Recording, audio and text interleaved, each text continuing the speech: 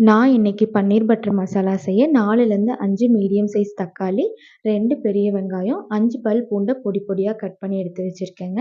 Spices பார்த்தீங்கன்னா, கொஞ்சமா சோம்பு, 1 துண்டு பட்டை, 2 ஏலக்காய், 1 பிரிஞ்சி இலை எடுத்திருக்கேங்க. பட்டர் பார்த்தீங்கன்னா, ஆவின்து எடுத்திருக்கேன். இவ்வளவும் சேர்த்த மாட்டேன். சும்மா கொஞ்சம் சேர்த்துவேன் அவ்வளோதாங்க. மில்கி மிஸ்ட்டோடது ஒரு ஃபுல் பேக்கெட் பன்னீர் ஃபுல்லா எடுத்திருக்கேன். வாங்க எப்படி பண்ணுறதுன்னு பார்க்கலாம். வானல் ஓரளவுக்கு சூடானதுக்கப்புறம் பட்டர் ஆட் பண்ணிக்கலாங்க. நான் ஃபர்ஸ்ட் டைம் செய்யும்போது நல்லா வானல் சூடாக விட்டுட்டேன். எண்ணெய் ஊத்துற மாதிரி. அப்படியே பட்டர் கலரே சேஞ்ச் ஆயிடுச்சு. பிளாக் ஆயிடுச்சு. அதனால தயவுசெய்து நீங்க அந்த தப்ப பண்ணிறாதீங்க. கொஞ்சம் நல்லா சூட்ல இருக்கும்போதே பட்டர் சேர்த்து நல்லா கரைஞ்சதுக்கப்புறம், நம்ம எடுத்து வச்சிருக்க ஸ்பைசஸ் எல்லாம் ஆட் பண்ணிக்கலாங்க. ஸ்பைசஸ் ஆட் பண்ணி நல்லா கலந்து விட்டு கலர் சேஞ்ச் ஆகி பொரிஞ்சு வர வரைக்கும் வெயிட் பண்ணலாங்க. பொரிஞ்சதுக்கப்புறம் நம்ம எடுத்து வச்சிருக்க பூண்டு ஆட் பண்ணிக்கலாம். அதுவும் நல்லா கோல்டன் ப்ரவுன் கலரா வந்ததுக்கப்புறம், பொடி பொடியா கட் பண்ணி வச்சிருக்க பெரிய வெங்காயத்தையும் சேர்த்துக்கலாங்க. அதோட 1 பச்சை மிளகாவ வந்து நான் கீறி போட்டிருக்கேங்க. நீங்க நல்லா காரம் சாப்பிடுவீங்கன்னா 2 கூட ஆட் பண்ணிக்கலாங்க.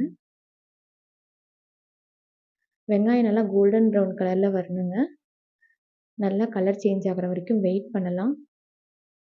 இப்போ நான் எடுத்து வச்சிருக்க தக்காளிய பல்ஸ் மோட்ல போட்டு சேர்த்துக்கிறேங்க. மேக்ஸிமம் இதில எல்லாரும் வந்துட்டு இஞ்சி பூண்டு பேஸ்ட்டு சேர்த்துவாங்கங்க. நீங்க இஞ்சி பூண்டு பேஸ்ட்டு சேர்த்துறதுனாலும், அதில வந்துட்டு பூண்டோட குவான்டிட்டி நெறையா போட்டிங்கன்னா, டேஸ்ட் வைஸ் சூப்பரா இருக்குங்க. தக்காளியில நல்லா ஒரு கொதி வந்ததுக்கப்புறம் ஸ்பைசஸ் ஆட் பண்ணிக்கிறேன். தேவைக்கேற்ப மிளகாத்தூளுங்க. 1/2 ஸ்பூனுக்கு கொஞ்சம் கம்மியா மல்லித்தூளு, 1/4 ஸ்பூனுக்கு கொஞ்சம் கம்மியா மஞ்சள் தூள் சேர்த்துக்கலாம். மேக்ஸிமம் எல்லாருமே வந்துட்டு இந்த வெங்காயம், தக்காளி எல்லாமே ஃபைன் பேஸ்ட்டா அரைச்சு சேர்ப்பாங்கங்க.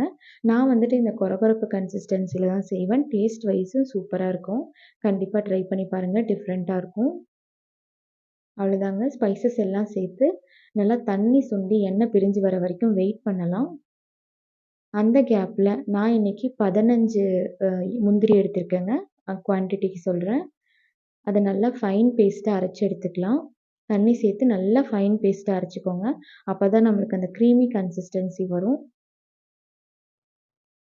அவ்வளோதாங்க. இப்ப அரைச்சு வச்சிருக்க முந்திரிய சேர்த்துக்கலாம். சேர்த்து நல்லா தண்ணி ஊத்தி நல்லா கொதிக்கணுங்க. அப்பதான் நம்மளுக்கு அந்த க்ரீமி கன்சிஸ்டன்சி கிடைக்கும். அவ்வளோதாங்க. முந்திரி பேஸ்ட்டு சேர்த்து அதோட கொஞ்சம் நெறையவே நான் தண்ணி எடுத்துக்கிறேன். கிட்டத்தட்ட ஒரு 1/2 டம்ளர் தண்ணி இல்லன்னா 3/4 டம்ளர் தண்ணியே நான் சேர்த்துருப்பேன். சேர்த்து நல்லா கலந்து விட்டுக்கலாங்க. கலந்து விட்டுட்டு, இந்த டைம்ல நானு தேவையான அளவு உப்பு போட்டுக்கிறேங்க டேஸ்ட் பார்த்துட்டு. சால்ட் ஆட் பண்ணி நல்லா கலந்து விட்டுட்டு, கிரேவி கன்சிஸ்டன்சி வர வரைக்கும் வெயிட் பண்ணலாம்.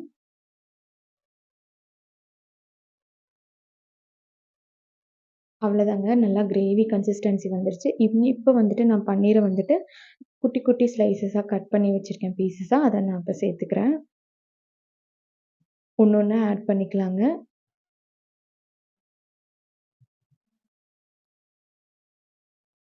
பன்னீர் ஆட் பண்ணதுக்கப்புறம் நம்ம மேக்ஸிமம் ஒரு 5 மினிட்ஸ் வரைக்கும் மட்டுமே வச்சுக்கலாங்க. ஏன்னா வந்துட்டு பன்னீர் வந்து ஒண்ணு உடைஞ்சிடும், இல்லன்னா கரைஞ்சிடுங்க. நம்ம மிக்ஸ் பண்ணும்போதே அப்படியே கரைய ஆரம்பிச்சுடும். அதனால மேக்ஸிமம் 5 மினிட்ஸ் ஒரு கொதிக்க வச்சுக்கலாங்க. ஆட் பண்ணி நான் ஒரு 2 மினிட்ஸ் கேப்ல எடுத்து நல்லா கிளறி விட்டுட்டு கொஞ்சமா சுகர் ஆட் பண்ணிக்கிறேன். அந்த ஹோட்டல் ஸ்டைல்ல அந்த ஸ்வீட்னஸ் வரதுக்காக சுகர் கொஞ்சமா ஆட் பண்ணிக்கிறேங்க. சேர்த்து நல்லா கலந்து விட்டுட்டு ஒரு 3 மினிட்ஸ் வெயிட் பண்ணலாம். அவ்வளோதாங்க. அந்த கிரேவி கன்சிஸ்டன்சி வந்துருச்சு. அடுத்து கொஞ்சமா நான் இப்ப கஸ்தூரி மேத்தி எடுத்து வச்சிருக்கேங்க. இத நல்லா மிக்ஸில நீங்க நல்லா கொஞ்சம் வறுத்துட்டு மிக்ஸில வந்துட்டு ஃபைனா அரைச்சு கூட சேர்த்தலாம், ட்ரையா. நான் வந்துட்டு அப்படியே முழுசா இன்னைக்கு சேர்த்துட்டேங்க. நல்லா கலந்து விட்டுட்டு ஃபைனலா கொஞ்சம் பட்டர் ஆட் பண்ணி க்ளோஸ் பண்ணா அவ்வளோதாங்க. டேஸ்டியான பன்னீர் பட்டர் மசாலா ரெடி ஆயிடுச்சு. நெக்ஸ்ட்டு சப்பாத்திக்கு போலாம். நான் வந்துட்டு ப்ரொஃபஷ்னலா எதுவுமே பண்ணலங்க. சப்பாத்தி நான் இப்ப தான் கொஞ்சம் நாளா கத்துக்க ஆரம்பிச்சிருக்கேன். ஆனா, இந்த சப்பாத்தி, பூரி செய்யும்போது ஒரு ஃபுல் டைம் சாட்டிஸ்ஃபேக்ஷனே வந்துட்டு நம்மளுக்கு அது உப்பி வர்றப்ப மனசுல இருக்க சந்தோஷமே சொல்ல வார்த்தையே இல்லங்க.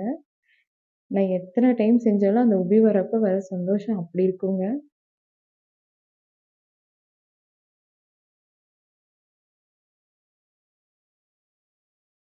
அவ்வளோதாங்க. சப்பாத்தி நல்லா ஃப்ளஃபியா உப்பி வரும். நான் தனியா எதுவுமே மாவு பிசையறதுக்கு பண்றது இல்லங்க. கொஞ்சமா நெய் சேர்ப்பேங்க. கொஞ்சம் சர்க்கரை, உப்பு அவ்வளோதாங்க.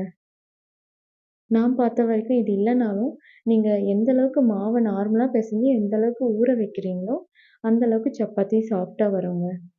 நான் வந்துட்டு ஒரு 1 ஹவருக்கு மேல கூட ஊற வைப்பேன். கம்மியா இல்லைனாலும் அதிகமா தான் ஊற வைப்பேன். சப்பாத்தி நல்லா ஃப்ளஃபியா சாஃப்ட்டா வரும்.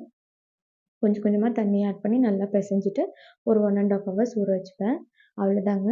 சாஃப்ட்டான சப்பாத்திக்கு டேஸ்டியான பன்னீர் பட்டர் மசாலா ரெடி. கண்டிப்பா வீட்ல ட்ரை பண்ணி பாருங்க.